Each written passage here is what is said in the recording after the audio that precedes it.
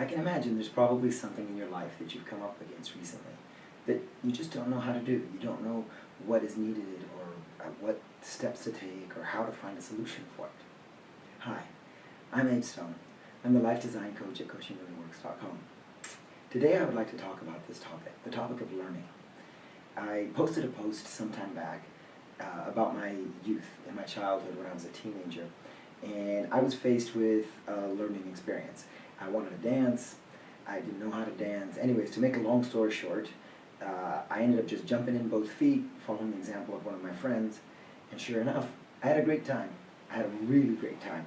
I learned how to dance. I became known as someone who likes to dance. And yeah, that really was a big change, a big learning experience for me. Just learning to let go and not be so worried about things. But there's a twist. There's another side to this aspect.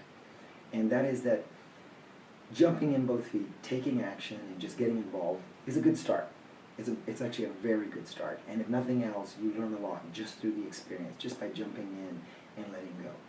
And this can apply to a lot of areas of your life. It can apply to your professional life, career direction, or even just learning about communication, all kinds of things. Anyways, I'd like to go back to that story when I was younger. So back then, that really worked. I was young, I was exploring, I was just having fun. But I fast forward it now, I'm in my 40s, and I went dancing. And I consider myself an okay dancer. I like to dance, and people enjoy dancing with me, so it's fun. But this time I went in for salsa dancing at a local restaurant. And I was in the restaurant, and they had the dance floor all set up, and people were really tearing up the rug. It was really a lot of fun. So I wanted to join in. I joined in. I was a little bit shy, a little bit nervous, but I went ahead anyways. And some of the people who didn't know how to dance well, we had a lot of fun. It was really easy. But then I wanted to dance with these people who looked like they really knew what they were doing. So I grabbed a partner, and I got out on the floor, and then I realized really quick I was not making this work. It was not working out for me at all. So I kind of stepped back a little bit. I tried again. I tried with another partner, and it was just a bit awkward. Finally, I ended up with this one partner, and she was a really good salsa dancer. Apparently, she had just learned herself. So she was very patient. She took the time to just go slow and show me how to do the steps, and I kept messing up, and she'd show me again. Anyways, it was a bit of humble pie, but in the end, what I did is I went back to her and I said, "Hey, look, I don't know. I really want to learn how to dance, and I really don't know how. You can tell. I'm wondering if you could recommend a course or a club or somewhere where I could go and learn. Somebody could maybe teach me." And she gave me a telephone number, and I followed up on that, and one thing led to another, and now I'm signed up and I'm learning salsa. The interesting thing about going to salsa lessons is that it's actually a lot simpler than I had thought it was. I had always resisted it because I always thought it was just too complicated. I couldn't figure out the footwork. But having gone now, I'm learning, and I'm coming along quite well. I'm surprised. And I'm looking forward to the day when I'm able to go out and hit the dance floor and not feel awkward and feel quite comfortable and be able to dance with people who do know how to dance. Now, the reason I'm telling you this story is really simple.